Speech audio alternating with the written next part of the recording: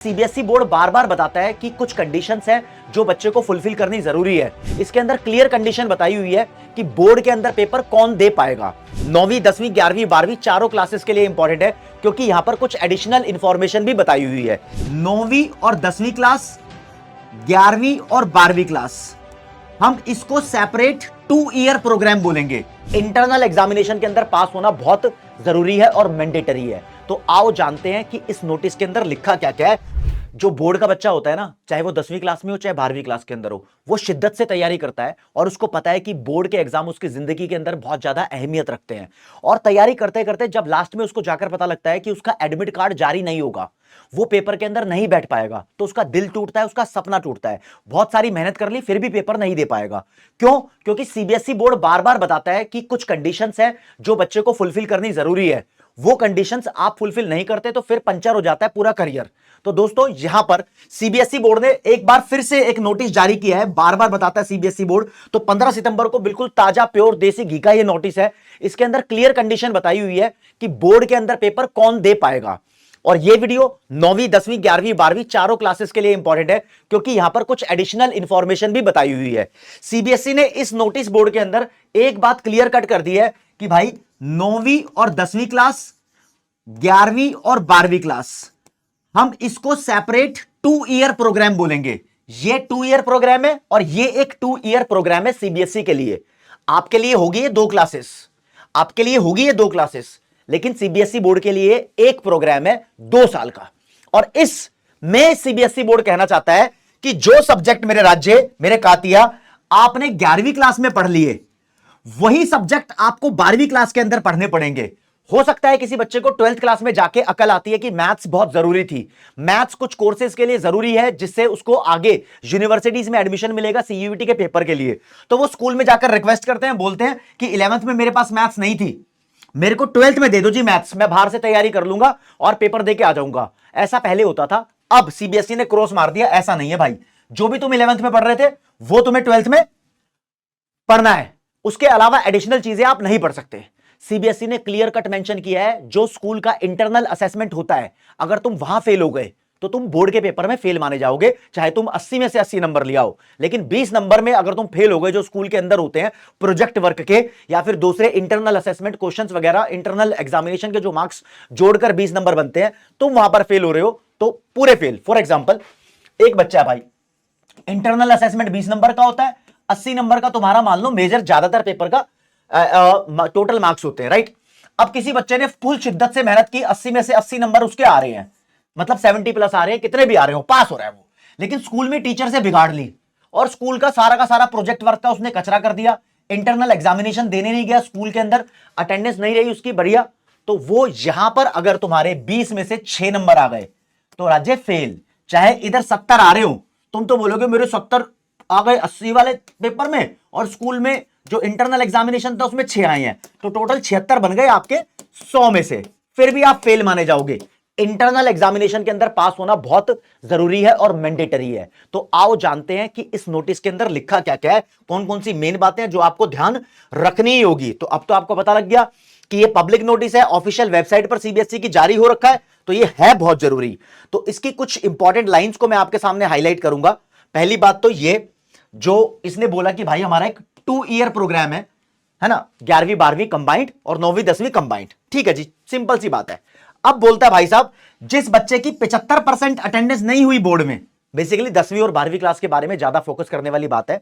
10वीं में 75% अटेंडेंस नहीं हुई या 12वीं में नहीं हुई तो आप बोर्ड का पेपर नहीं दे पाओगे। आपका एडमिट कार्ड यानी रोल नंबर सीबीएसई जारी करेगा ही नहीं, फिर फंस जाओगे, बोलोगे यार शिट। कुछ बच्चे होते हैं ना जो सोचते हैं अबे स्कूल वूल क्यों जाना है, स्कूल की मारो छुट्टी, घर बैठ के तैयारी करो, बोर्ड का पेपर देंगे और मजे ही मजे। ऐसे मजे नहीं देगा सीबीएसई बोर्ड। हाँ, यहां पर 75% अटेंडेंस होनी जरूरी है। बहुत सारे बच्चे बोलते हैं यार, बार बार कमेंट करते हैं सर मेरी स्कूल की अटेंडेंस 50% है, 60% है, क्या मैं पेपर दे पाऊंगा, क्या मैं पेपर दे पाऊंगी। तो पहले ही आगाह कर दिया, और एक बार नहीं बहुत बार इसने नोटिस जारी किया हुआ सीबीएसई ने। जब बार बार बताया जा रहा है तो दोस्त बहुत इंपॉर्टेंट बात होगी ना, लास्ट में करियर का कचरा ना हो जाए, तो उस वजह से यह चीज बहुत जरूरी है। और ये अटेंडेंस काउंट होती है बेसिकली 31 दिसंबर तक। हाँ, उसके बाद तुम्हारी छुट्टी वुट्टी चल जाती है क्योंकि तुम फिर बोर्ड की बिल्कुल फोकस्ड तरीके से तैयारी करते हो। यहां तक सबके प्री बोर्ड वगैरह हो चुके होते हैं, तो 31 दिसंबर तक भाई अपने अटेंडेंस मेंटेन करके रख लेना किसी भी तरीके से, यह भी एक जरूरी क्राइटेरिया बन गया है। फिर भाई साहब आओ जी आओ नीचे, और क्या बोलता है अगला? बोलता है भाई साहब, देखो मैं ऊपर से बहुत क्लैरिटी से आपको बता रहा हूं, यहां तो लाइन बहुत लंबी लिखी हुई है। बोलता है भाई साहब जो भी पेन ले लेते हैं लाल रंग का ही, हाँ, जो भी इंटरनल असेसमेंट होता है स्कूल का, वो सीबीएसई बोर्ड के पेपर का एक इंटीग्रल पार्ट है। इंटीग्रल मतलब जुड़ा हुआ पार्ट है, आप उसको सीबीएसई बोर्ड के एग्जामिनेशन से अलग मत समझना। यानी मेरे दोस्त, अगर आप इंटरनल असेसमेंट में फेल होते हो तो बोर्ड में फेल माने जाओगे, चाहे कितने भी नंबर आ जाए। या फिर आप एब्सेंट होते हो, कुछ बच्चे एब्सेंट हो जाते हैं, तो मेरे दोस्त उनका माना जाएगा एसेंशियल रिपीट कैटेगरी। मतलब ये क्या है? अरे फेल को आजकल एसेंशियल रिपीट कैटेगरी मानते हैं। जिस सब्जेक्ट में आपके इंटरनल असेसमेंट में आप फेल हो गए तो आपको फेल नहीं बोलते, एसेंशियल रिपीट कैटेगरी के अंदर बोलते हैं। कंपार्टमेंट आप मान लो, ठीक है ना, ऐसा कुछ जिस भी सब्जेक्ट के नहीं दे पाए उसके अंदर काम खराब हो जाएगा, राइट। अब बोलता है भाई एडिशनल सब्जेक्ट। हाँ, तुम्हें तो पता ही है कि तुम्हारे 5 मेन सब्जेक्ट होते हैं, छठे नंबर का तुम्हारा एडिशनल सब्जेक्ट हो सकता है। जैसे कि काफी सारे बच्चों के पास एंटरप्रेन्योरशिप, फिजिकल एजुकेशन, या फिर कंप्यूटर साइंस, या फिर कोई लैंग्वेज भी हो सकती है, या फिर किसी किसी बच्चे का मैथ्स भी एडिशनल सब्जेक्ट हो सकता है। तो बच्चा क्या बोलता है, अरे सर भाई साहब हमारे पास तो एक एडिशनल सब्जेक्ट है जो ऑफर किया जाता है, ठीक है, और 10वीं क्लास वालों के पास 2 एडिशनल सब्जेक्ट होते हैं। तो मेरे दोस्त जो 11वीं क्लास में आपने एडिशनल सब्जेक्ट लिए होंगे वही आपको 12वीं में मिलेंगे। ऐसा नहीं 11वीं में ले रहे हो फिजिकल एजुकेशन, 12वीं में जाके बोलोगे अरे हम तो मैथ्स लेंगे। और सीबीएसई ने यहां पर उन सब बच्चों की चुल शांत कर दी है, उन सब बच्चों की और पेरेंट्स की डिमांड शांत करती है, ये क्लियर कट बोल के कि भाई तुम्हारे बच्चे को जो सब्जेक्ट चाहिए वो स्कूल के अंदर अवेलेबल होगा तो बच्चे को मिलेगा। अगर स्कूल के अंदर उसका टीचिंग स्टाफ अवेलेबल नहीं है, स्कूल के अंदर वो सफिशिएंट फैसिलिटी अवेलेबल नहीं है, तो स्कूल ऑफर नहीं करेगा बच्चे को वो सब्जेक्ट। काफी सारी जगह होता है ना, बच्चा कहता है यार मेरे को लीगल स्टडीज पढ़ना है, एंटरप्रेन्योरशिप पढ़ना है, या कोई भी फलाना धिमकाना सब्जेक्ट हो गया, ये पढ़ना है जी एडिशनल सब्जेक्ट। स्कूल को बोल देता जी हमें दे दो, स्कूल बोलते हैं हमारे पास टीचर नहीं है, बच्चा और उसके पेरेंट्स बोलते हैं कोई बात नहीं हम प्राइवेट कोचिंग से पढ़वा लेंगे, पेपर देने बच्चा चला जाएगा। सीबीएसई बोलता है नोट अलाउड, स्कूल के अंदर नहीं है तो स्कूल दे भी नहीं सकता। और बाकी छोटी छोटी नॉर्मल्स बातें हैं, ये मैंने आपको मेन बातें बता दी हैं दोस्तों। सीधा सीधा ये लिखा हुआ भाई साहब कि अगर कोई भी student, a student who is not meeting the above conditions is not eligible for examinations in additional subjects in board। मतलब जो भी एडिशनल सब्जेक्ट है, मतलब यार ये लाइन पढ़ लेना, 3 लाइन जो मेन बात थी मैंने सीधी बता दी आपको, खत्म कहानी, राइट। अपने दोस्तों को बताओ और ये बता दो भाई अटेंडेंस का चक्कर बड़ा जरूरी है, लास्ट में जाके रोइयो मत कि मेरी अटेंडेंस कम है, सर जी सर जी सर जी सर जी सर जी मेरी अटेंडेंस बढ़ा दो। टीचर ना बढ़ावे, क्योंकि हर महीने अपनी रिपोर्ट वो भेज रहा है आगे, एकदम से तुम्हारी अटेंडेंस एडजस्ट नहीं होगी। हाँ, तो ये रोना रोने से नहीं चलेगा कि मेरी तो टीचर से सेटिंग है, मैं बाद में कुछ भी करके मक्खन मक्खन लगा के अपने अटेंडेंस बढ़वा लूंगा, ये चक्कर नहीं चलता। ध्यान रखो, कंडीशंस तो ये 9वीं और 11वीं के लिए भी अलाउड है, लेकिन 9वीं 11वीं में स्कूल के अंदर बहुत सारी पावर्स होती है, तो वहां स्कूल एडजस्ट कर लेता है। बस आपको समझना है कि आप कितने सीरियस हो। तो इन बातों को अपने दोस्तों को भी बता दो, बड़ी इंपॉर्टेंट है। और इसी इंफॉर्मेशन के साथ इस वीडियो को एंड करते हैं, और बड़ी जबरदस्त और बढ़िया लेवल की इंफॉर्मेशन आपको मिलती रहेगी।